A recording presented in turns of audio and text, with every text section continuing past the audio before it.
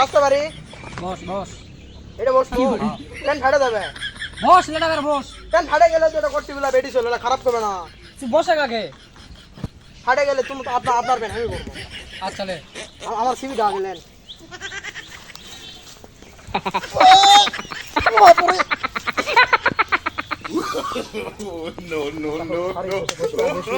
sir question করেন কারে interview কি তুই যাওছ না আমি যাওছি ও স্যার বলেছে ক্যামেরা সামনে লে আচ্ছা কদিনই তুই তো কামের সাইকেল লয় বুঝা পারিছি তুই যারা বললাম কামের কাছে সাইকেল লয় কি এ একটা প্রশ্ন করে সহজ প্রশ্ন লে হাতে ফ্রিজে ট্যাঙ্গা ঢোকামু এই এটা তো এত সহজ কোশ্চেন এটা তো আমার ইজি টাইমে দেওয়ার কথা দেখি ক দেখি আগে তুই ক দেখি এটা ফ্রিজ নিয়ে আসে আলতো করে ফ্রিজটা খুলবো খুলে হাতিকে সুন্দর করে ভিতরে ঢুকে দিব बेटा तो बहुत चालाक है एगो कठिन प्रश्न करता है আচ্ছা আড়া প্রশ্ন ধরিলে এটা আরো সহজ বলেন আড়া হরিণু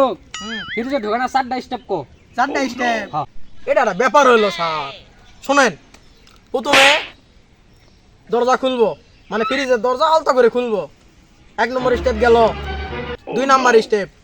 ওই হাতিকে আস্তে করে বের করব 2 নম্বর স্টেপ শেষ 3 নম্বর স্টেপ হরিণকে আলতো করে ঢুকে দিব যাতে ফ্রিজ না ভাঙে তৃতীয় স্টেপ গেল চতুর্থ স্টেপ আলতো করে দরজা লেগে দিব बेटा की करता है बेटा तो सब करता है बेटा को क्या धरता है আচ্ছা কদিনই বাগের বিয়া একজন খাওয়া যায়নি বোনের সবাই খাওয়া গেছে একজন খাওয়া যায়নি কে তাই এটা কোনো কোশ্চেন করলেন এটা কোনো কোশ্চেন করলেন আপনি বেরো এলা না বুকা সুদাও পারবে শুনেন একটু আগে যে হরিণ ফ্রিজের ভিতরে ঢুকানো হলো উই সারা সবাই বিয়া খাওয়া গেছে साहब अपना मैं को मैं पढ़ाता हूँ आप तो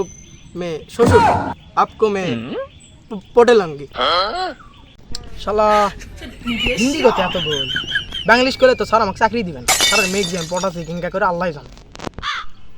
কে রে কি করলু রে কি করলু স্যার বেন শুনছে জাহাজ আছে লয় স্যার লয় কিছু লয় স্যার কিছু লয় আমি কিছু কইনি তো এ শেষ প্রশ্ন শুনে ধরলে তুই নদীটা পার হচ্ছ ওই অ্যামাজন আফ্রিকার জেলা নদী নাই ওলা ধরলে হাজার হাজার কুমির আছে ওই নদী তুই পার হচ্ছ কিন্তু তুই নদী পার হলু তোর কিছু হলো না কুমিরেরও কিছু হলো না কেঙ্গা করে ক এটা তো একটা পাগলা কে একটা হওয়া চলে এই প্রশ্ন পারবে একটা পাগলা কে একটা বোকা সুদা যদি করলো হয়নি আপনার মতো বোকা সুদা প্রশ্ন এই দুনিয়াতে আমি কোনোটা দেখিনি ওই কুমিরেরা তো সব হলো সিংহের বিয়া খাবার গেছে সব প্রশ্ন তুই তো চাকরি দেওয়াই লাগবে আমি যে দিক তো একটা ঘোষ খানে আর কেবে নি সেখানটা তো চিন্তা করে কেন আমি চাকরি তো হাজার হাজার জন ইন্টারভিউ দিবে আছে তো তোর পারফরমেন্স তো খারাপ লয় তে তোর বিষয়টা আমি দেখবো যদি আনা চা পানি আনা বুঝা পারিস নি বুঝলু তাহলে তোর চাকরি কোন ফারাম একদম কোন ফারাম আচ্ছা স্যার টাকা 500 লিয়ে আসি চলেন চা পানি খাই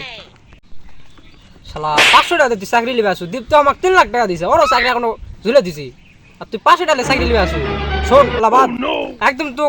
ফাইনাল করে দেবো খালি 4 লাখ টাকা দেবো যা তাহলে তোর চাকরি কোন ফারাম করে দেবো যা স্যার বেশি কথা কইেন না আপনার বেডিক করে আমি বড়াই ফেলছি